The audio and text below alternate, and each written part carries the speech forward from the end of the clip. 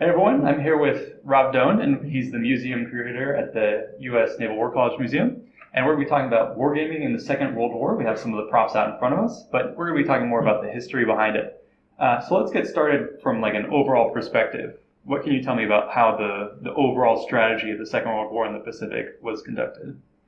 Sure. So the planning that goes into the war in the Pacific is something that is a very, you might say, almost chaotic affair, in that there are many different bodies, many different offices within the U.S. military structure that contribute to the plan that's ultimately used to fight that war.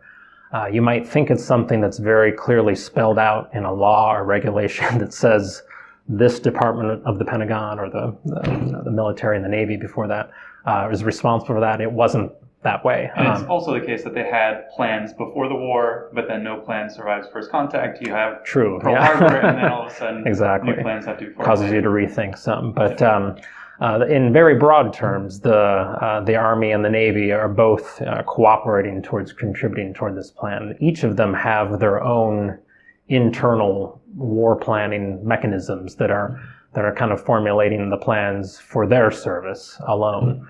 But then they develop ultimately something called the Army-Navy Joint Board that takes on the task of coordinating the plans that are being generated by both services. Early in its years, the War College was looked at to provide the planning for the Navy side of it. And all of these color-coded war plans that are kind of well-known that come out of planning in the interwar period. Plan Orange, the one with Japan; Red for Great Britain; Black for Germany.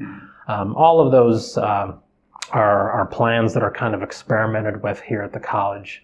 The college is sometimes mistakenly identified as the body that actually makes those plans for the U.S. Navy, and that's actually not the case in this period.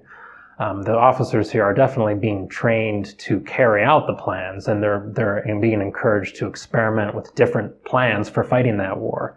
But they're not necessarily then writing down the plan and handing it over to the chief of naval operations, say, here's what we do. It was more of an experimental and a training tool for them. But the payback is that when these war planning bodies like the Army-Navy Joint Board come into play, most of the officers being appointed to them are War College graduates. And so they all have had this kind of common background of just playing these games and kind of knowing the geography of the Pacific, knowing the logistical challenges of trying to organize and get a fleet from one side of the Pacific to the other. They've all had that common experience, and they all know some of the pitfalls of where it can go wrong. So that absolutely benefits them in going through these plans. Plan Orange, which is the one that's sort of the seed of this, is an Army and a Navy plan. The Army contributes to it as well. And then ultimately it goes through different forms. It's still just focused on just Japan, though. And in the years right before World War II, the Joint Board takes these and expands them into the rainbow-colored series of plans. Rainbow 5 is the one that actually becomes the template that the U.S. uses in the war. And it's born out of, again, all the many different phases it went through of wargaming here, of wargaming at the Army War College, and the two services trying to eventually bring their best people together to figure out what works. Understood. Yeah, thanks for that context. So one of the things we're interested in here is basically what's on the table in front of us, which is supposed to represent wargaming. This isn't particularly to World War II, it's a little bit afterwards, but with the planning for World War II, what role specifically did wargaming play? Sure. So, well, again, the biggest benefit, I think, is just kind of getting the people who rose to the senior command positions in World War II, getting them used to thinking in terms of the big strategic problems that come into play in the Pacific, the vast distances these fleets have to cover. In the beginning, the popular idea was that the U.S. Navy was going to basically steam all the way across, or sail all the way across the Pacific in one cruise, meet the Japanese fleet in some big climactic battle. They thought it would probably occur somewhere around the Philippines at first, and in the Central Pacific later on. But somewhere they would meet for this climactic battle, and in one battle decide the whole war. And it was what they called various times the through ticket strategy. But the through ticket strategy was kind of the initial thinking about this, and over time it evolves to the point where they realize that trying to supply a fleet over the vast distances of the Pacific is just too hard to do, and there are too many ways that an opposing fleet can stop you from even getting to the point where you fight that decisive battle. And so they eventually, kind of through a lot of trial and error, through hundreds and hundreds of games over the years, figure out that this island hopping strategy is much better, because you can take an intermediate series of bases and you can secure them, and you can use those to refuel, resupply, rearm, repair ships, and kind of go in hops and fits and not one fell swoop. It's so hard to actually keep your fleet intact that way. And just to interject here, so when you're thinking about the war, there's like the strategic and the tactical level. Mm-hmm. The strategic level lends itself more to these sort of chart level analyses that aren't necessarily Mm-hmm. what's on the board here. What's on the board would be more the tactical level. Sure, So, right. so For wargaming something kind this of helped size. for both, I could say. But so you're telling me that the strategic one, there was some wargaming that went into the general island hopping plan. So what about the sort of the tactical level? Yeah, so there's a couple, level or a couple ways that the lower level gaming like that kind of produced tangible results for the U.S. Navy. There's a couple officers, one a guy named Commander Roscoe McFall, who is looking at things about formations that the Navy uses when it's like a cruising formation versus a battle formation. And he's going through the college right after World War I in 1924. And he's looking at the types of formations they used in World War I, which tended to be very linear and were all about battleships and kind of maximizing their firepower. But right after World War I was over, the U.S. Navy was already starting to realize that aircraft were going to play a much more important role, and that aircraft carriers would be a more essential component of the fleet. And up to this point, there had never been a big carrier battle yet. Correct. So that's one of the things that absolutely. they have to figure out what's the best way to protect it, utilize it. Yeah, exactly. And one of the problems with carriers is that when they are launching aircraft, they have to turn into the wind, and that forces them to make some very sudden turns. And so McCall was looking at what formation, if a carrier is in the back of the formation and suddenly makes a 180-degree turn, that leaves all the rest of the fleet totally out of position. And so he was trying to figure out, how can you solve that? And he came up, he worked with a couple other people and ultimately pushes the idea of the circular formation, where you have the high value ship like the carrier in the middle, and there's like rings of ships around it that provide protection against submarines, against incoming aircraft. And that's still pretty much doctrine today.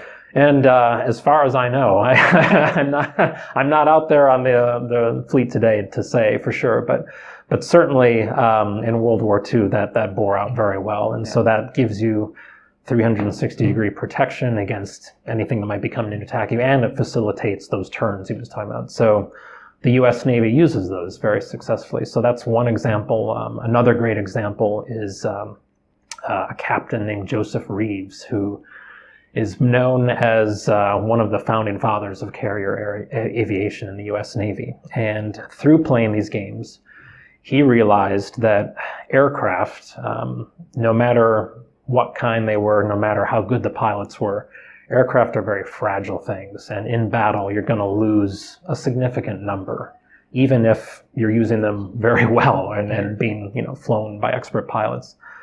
And so the key was carrying more aircraft, carrying as many as you possibly could on each carrier to maximize the numbers that you could bring into a battle.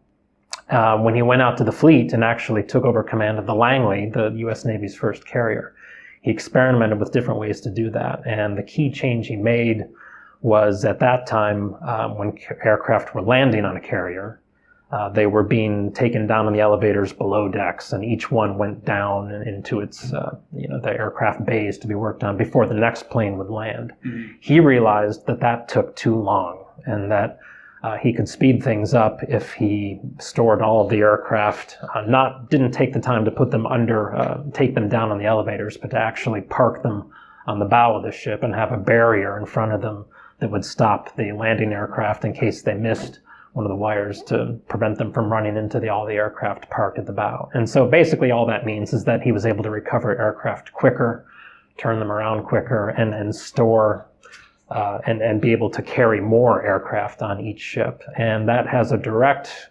tangible benefit at the Battle of Midway, for example, where 4 Japanese carriers, the main carriers, would carry as many aircraft as 3 American aircraft carriers. The 3 American aircraft carriers carried as many as 4 of their enemy counterparts. So that has everything to do with having the right numbers of aircraft in the right place at the right time, as certainly happened in the Battle of Midway. Okay, so thanks. Yeah, so we've covered wargaming, strategic, and tactical level. On the tactical level, we're talking about kind of developing formulas and doctrine that can almost be used generically against any opponent.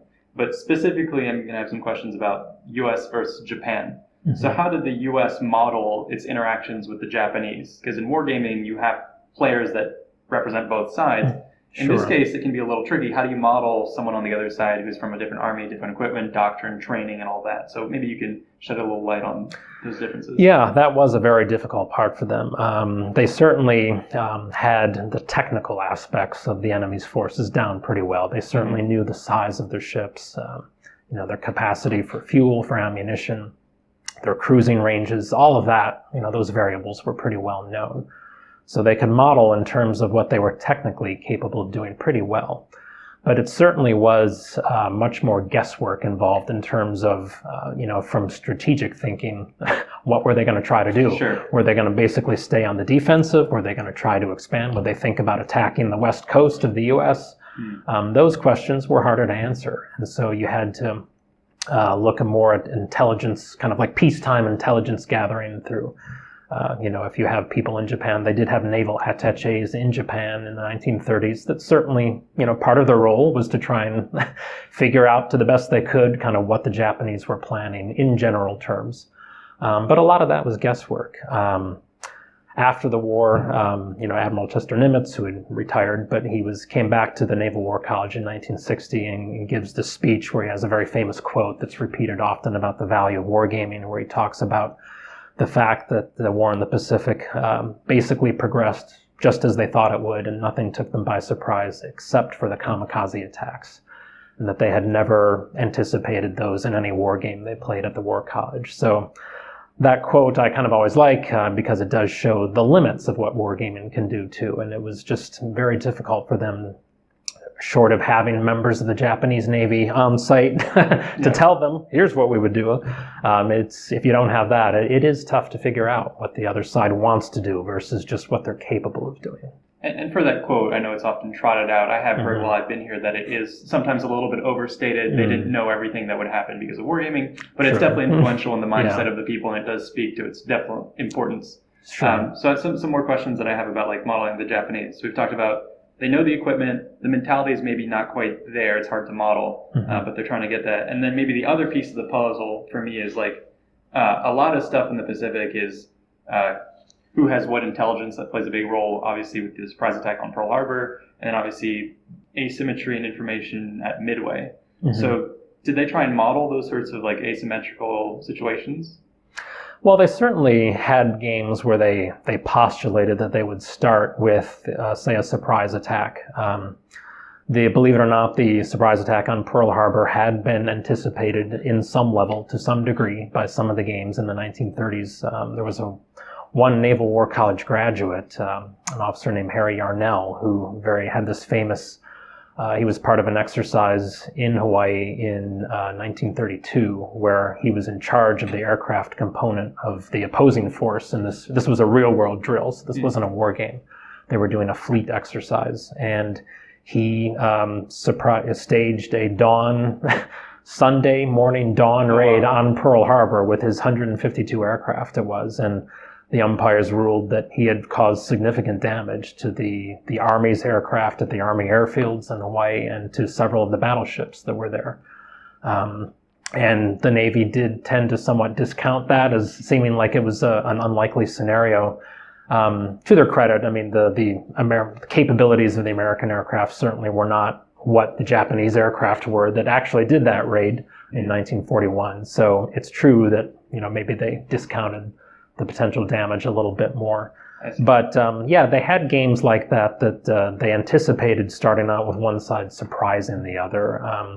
In a lot of their war games, the surprise attacks were not necessarily at Hawaii. They were much more often at Guam or the Philippines, where the main naval bases were at that point. So They were thinking in terms of a sudden start to the war. They didn't get the exact location correct all the time, but they did model sort of the unknown, the fog of war that way by just having it start with a sudden or a set of unknown circumstances that govern kind of the start of the scenario. Great. So we've explored kind of the U.S. side of the wargaming. I have heard that the Japanese were pretty meticulous wargamers and they were performing it on their own side. Can you talk a bit about what we know, at least generally, about Japanese wargaming? Sure, yeah, they certainly were big believers in wargamers themselves, and their Navy practiced a lot of war games before the war. They very famously rehearsed the attack on Pearl Harbor many, many times over and used wargaming as a way to sort of model, predictability and uncertainties in terms of what would happen. And sorry to interject, but I assume their alliance with the Germans, who had history with the Prussians and sort of Kriegspiel, they kind of maybe inherited some of that expertise and maybe even had officials. I don't know if there's any records of that, but you'd assume there's maybe some training and support in that sense. Sure. I mean, by the 30s, most of the major navies, the militaries around the world were aware of wargaming, and it was pretty common knowledge that, that was a tool you could use. So they had found out about it, certainly from those sources and from the U.S. as well, having, contacts over here in peacetime as well. But yes, they did use it to plan out their most significant operations. I would say the main difference between their wargaming and the United States was that the U.S. wargaming included it at many different levels, tactical, operational, and strategic. And as we kind of talked already, those strategic level games were really what provided the benefit to U.S. officers. The Japanese did not do much in the way of strategic level wargaming. They were much more focused on individual battles or operations that they planned. So they did that well, and did, spend a lot of time doing that. But in terms of a long-range plan for fighting the war, that was not something that they modeled in wargaming very much. That was much more just a product of, the whims of the people in charge and the discussions and whoever was influential in crafting policy at that time. So